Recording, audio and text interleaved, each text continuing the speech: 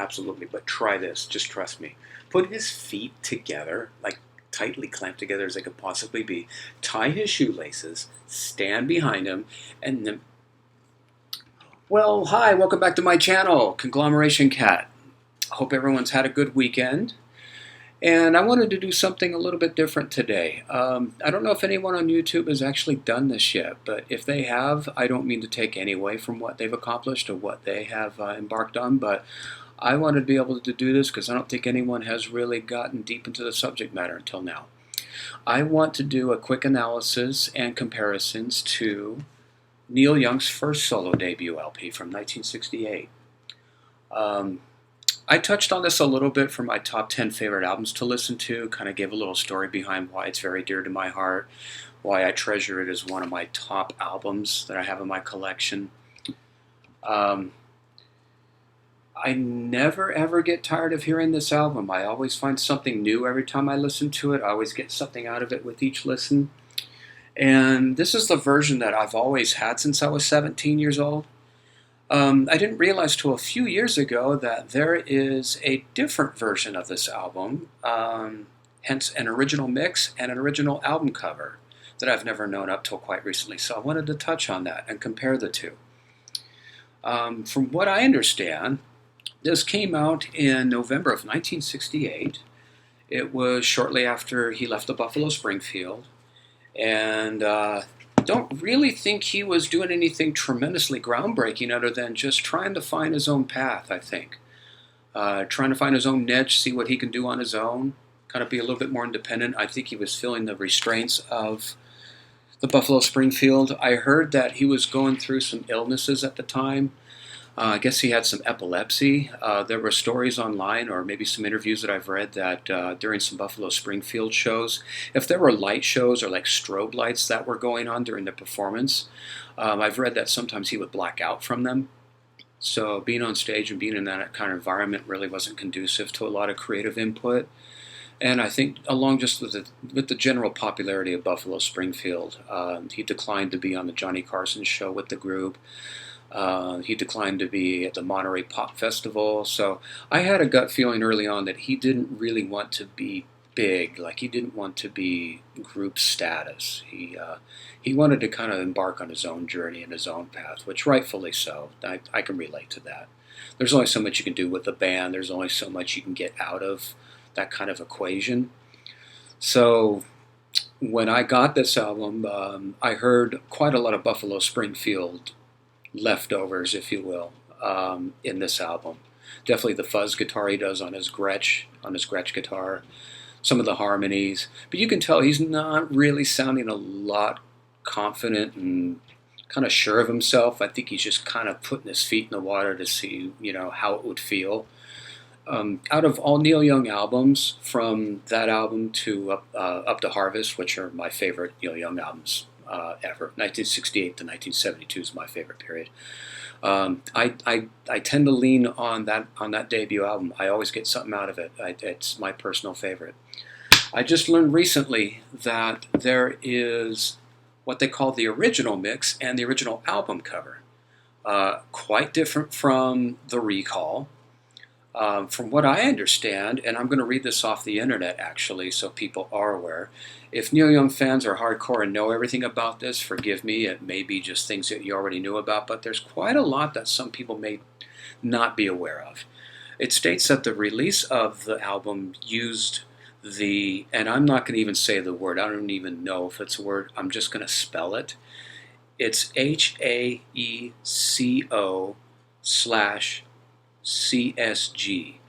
From what I understand, back in the late 60s, going into the 70s, they were trying this new encoding system, meaning that it was a processing thing. That this technology was intended to make stereo records compatible with mono record players. So for some people who don't know what that means or what that defies, back in the 50s going into the 60s, probably stopped right around the late 60s, was mono recordings. Mono meaning that mono was one channel. Everything was mixed and condensed into one channel, possibly one speaker.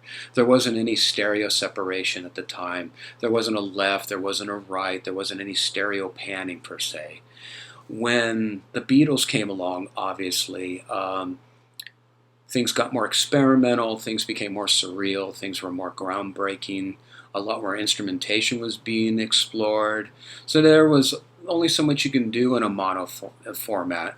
There's this huge wasteland and debate and opinions that, as far as the eye can see and the ear, of who prefers mono to stereo. Some people think that most things sound better mono as to stereo, and vice versa. It really is just simply a matter of opinion. It's a taste. It's what your ears like, what they don't like.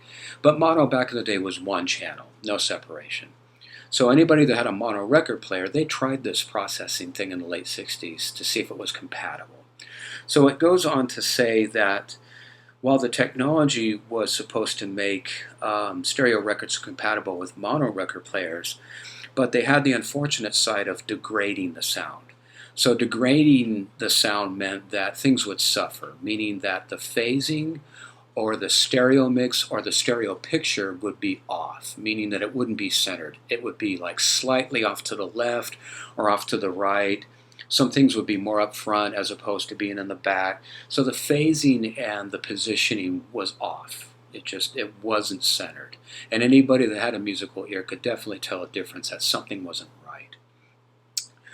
So apparently Neil Young said he was very unhappy with the first release, meaning this is the one I'm talking about. This is the first original release, released in October or November of 1968. So he goes on to say that the first mix was awful, like it was just terrible. He was trying to bury his voice because he felt like he just didn't like the way it sounded. So I think what he intended to do was bury his voice anyway, and then when this new decoding system came out, it just made it worse and made everything completely out of place and just really hard to listen to. It was very muddy, not a lot of clarity. It was very squashed. So goes on to say that the album was therefore partially remixed and re-released without this processing thing. So in other words, I've heard that Neil Young pulled it, had it recalled, basically stopped the presses, pull it, and they went back. And most of the songs from the original album were in re-release, as is, only without the processing. Only 3 songs were remixed, which were replaced on the master tapes. So 3 songs out of this album were completely remixed, like top to bottom. There were instruments that were removed, instruments put on. The vocals were the same, but the instrumentation was radically different. Some with no reverb, no echo. Some was a straight dry mix. It really kind of depended what you're listening to. Before we go any further, I do want to kind of go down the song list of this album because to me it's one of the most intriguing albums for my ears. I heard it when I was 17. I didn't hear the original mix, the one that was pulled. I've always heard the one that most people are associated with. Side 1 starts with The Emperor of Wyoming, which is just simply an instrumental. There's no lyrics. It's a great little country western ditty. I'm not going to lie, true confession time. Every time I hear it, I play it at least 2 or 3 times after the last listen. I think this thing is exceptionally charming. It's got a lot of character to it. It's just, for me, really addicting. I don't like country music, or should I say I don't like current country music. Country pop, country synth pop. I don't even know what in fresh hell it is these days. When I think of country, I think of Johnny Cash, I think of Willie Nelson, I think of the true pioneers that really developed that style. Chet Atkins was a prime example of the instrumentation of that field. So that's when I think of country. When you hear The Emperor of Wyoming, it's country western. And it's not twangy to where you're wanting to leave the room. Like I said, to me it's very charming. It's got a fantastic sound to it. The next one following this one is called The Loner. Most Neil Young's fans know this one. This is probably one of the songs that came off the album that had any chance of survival.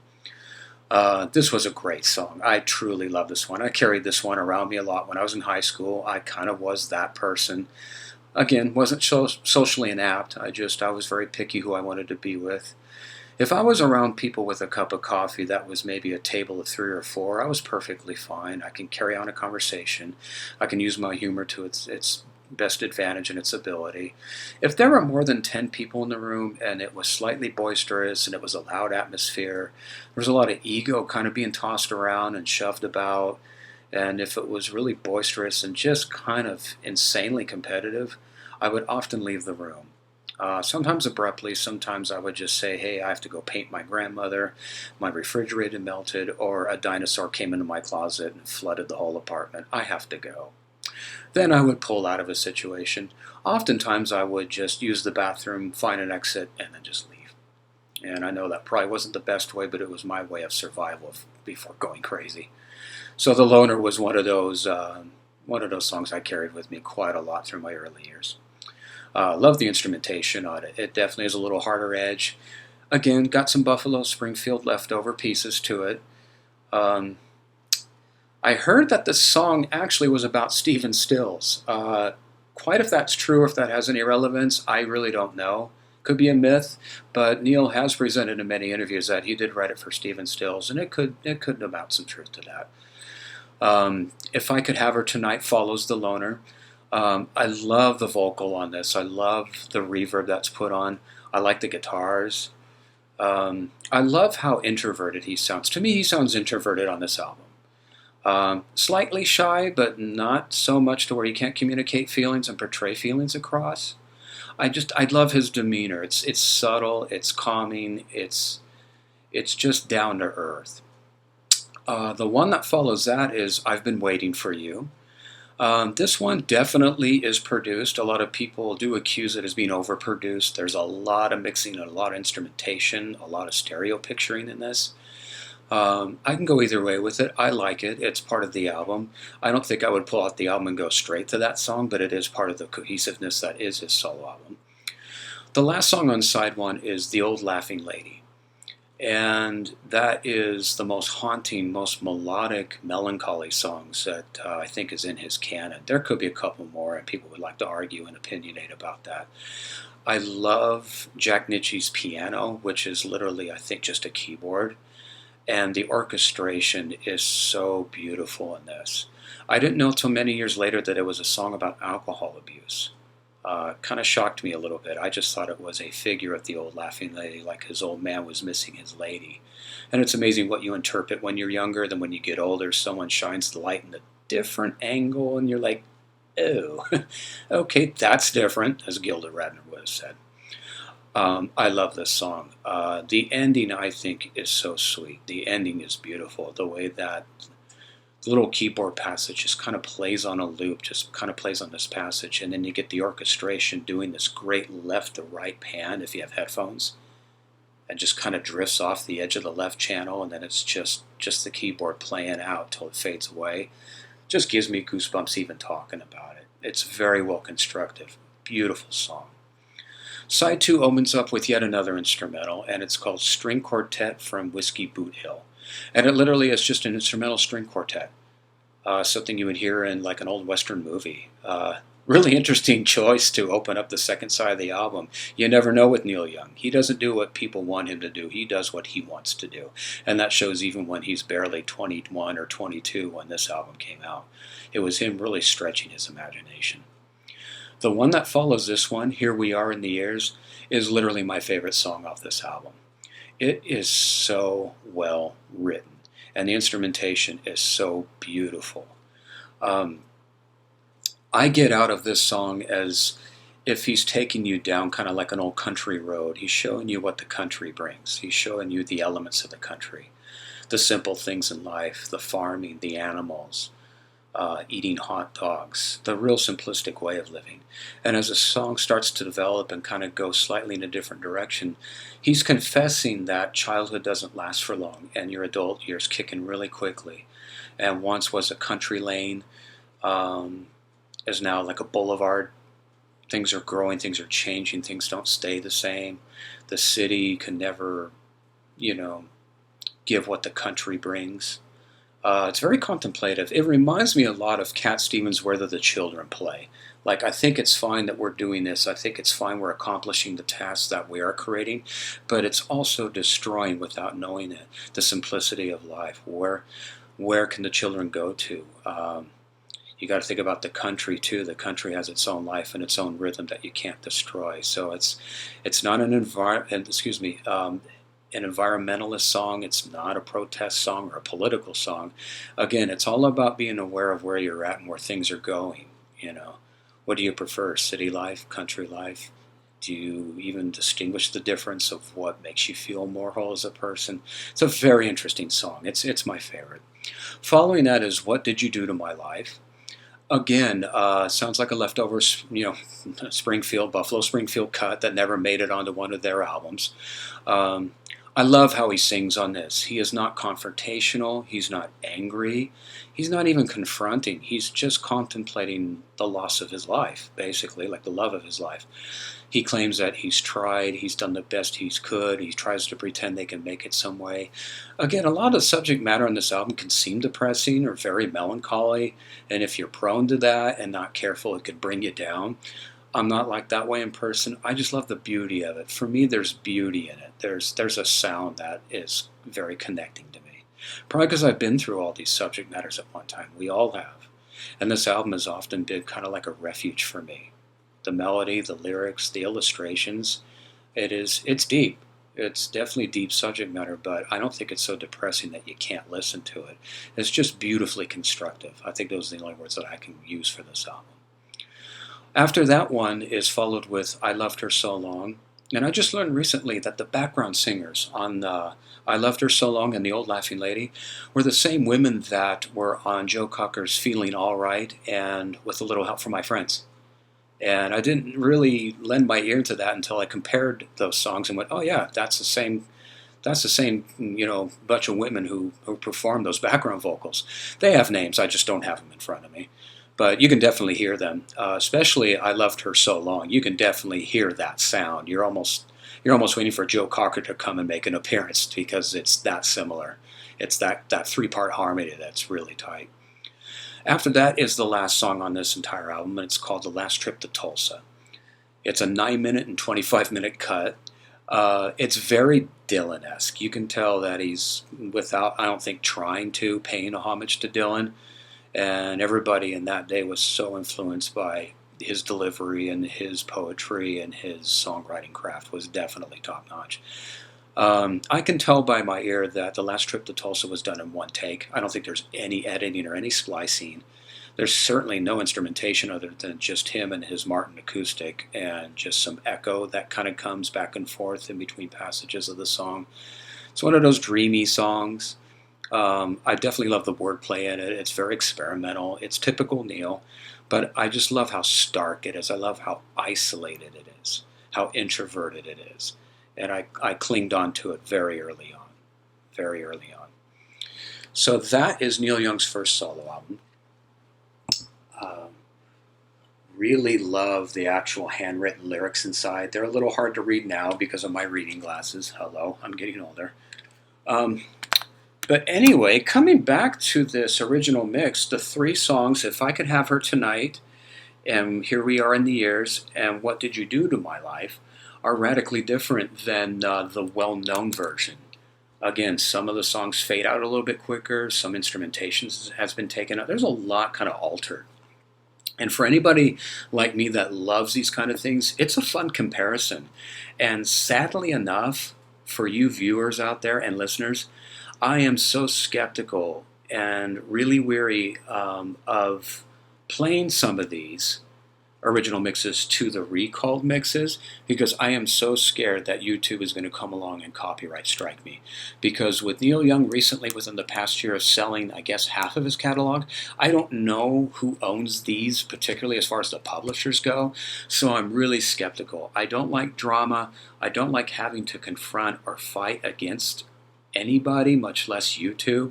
So that's why I am not going to post these songs or compare these songs or do snippets. I am just terrified that somebody's going to do a big old X and YouTube is going to go, and I just don't have boxing gloves anymore to go, well, it's not worth it. So the only thing that I can suggest to you guys out there who like collecting and probably have not heard of the original mix, the only way to obtain this is going by your used local record stores if you have one in your area. If not, eBay is going to be your best friend. And it's going to take approximately $100 to about $150 to find one that's in relatively good condition. And try to do your homework if you possibly can. Meaning that make sure that the cover has just this cover, just the illustration. And also be aware to read the actual description of what the seller is telling you, because later on when they finally decided, okay, we're going to recall this and then we're going to come back out and take it more seriously, get his name up on there, get his name on the map, make sure that not only do you have the original, but make sure that on the description it says original mix or recalled mix. Somebody who knows this album well enough, like I do, and knows the ins and outs, is going to inform you. They're going to give you the details of what this is and what to look out for. You don't have to go as far as going into the matrix of the vinyl, meaning like taking the album out itself. You don't have to get so technical to look right inside the matrix of like the spindle and seeing what, catalog number. I don't think you have to go that far. You just simply have to just keep your eyes out. Hopefully for an actual two-tone label, because they did not re-release this in this label. They released it as more like a gold-brown label. So that's mostly, when you see this version, this is going to be the version that most people know that was recalled. This is somewhat the remix version. And just know that when you're keeping an eye on the original as well, make sure that the album itself is the original. There are some that come with still the actual old stock covers that have the remix record inside. So that's another thing to keep in mind. Just really, like I said, do your homework, ask questions, get in touch with people online. You can even get in touch with me on the comments down below exactly what to look out for, and I'll be more than glad to provide it. Again, I'm really bummed that I can't compare the two on here and do a little passage without getting a copyright strike. So I guess it goes to say that the words Neil Young were added to the top of the album cover after what was left of the original stock has been used. So copies of both mixes exist in the original sleeve. So like I said, when it comes to the original, make sure that the original says original mix, because it would be such a tiring thing to pay so much money just for the cover, but to come out and realize that it's not the original mix because they still had cardstock left over to use up. So just know that going in it. Copies of the original mix on vinyl are now rare and much sought out after by Neil Young fans who believe that the remix diminished the songs, especially Here We Are in the Years. So it really is a preference. I like the recalled version or the remix version because that's what I grew up with. That was my textbook. That was my schooling as a musician. So when it came to listen to the original mix, which is radically different, it's probably the most radical different mix on the entire album than any of them. It's a little jarring. It's not as gentle or it's not as sophisticated. So some people like the original, some people don't like the original. The original one definitely is a little alarming. It's not as intimate. It has much more of a statement feel to it, if you know what I mean. Like the subject matter is a little bit more here. The one that you hear on the remix version is just more of a contemplative kind of hand on the chin, give it some thought process to it. So check those out. If you got any questions or need any more information as to exactly what to look out for, don't hesitate to reach out, leave some comments. I hope you liked the video. Like I said, I'm kind of surprised that no one has kind of broken this down until now. If I'm the first, that's wonderful. I like to make people aware of these. As a collector, it's a lot of fun because I like having both of them. It's a little hard to find in good shape, but if you don't mind a couple pops, couple crackles, and it's not too terribly distracting, you won't have a problem with it, really. Click and like and subscribe to my channel if you guys like what I'm still doing. I'm going to continue here to do a little bit more as I go down the road. Again, this has been a lot of fun. If you guys have suggestions as well, leave them down below in the comments. I hope everyone's having a great weekend, and stay safe, stay cool. I'm from Portland, Oregon, so we're getting another little bit of a heat wave, but nothing too terribly crazy.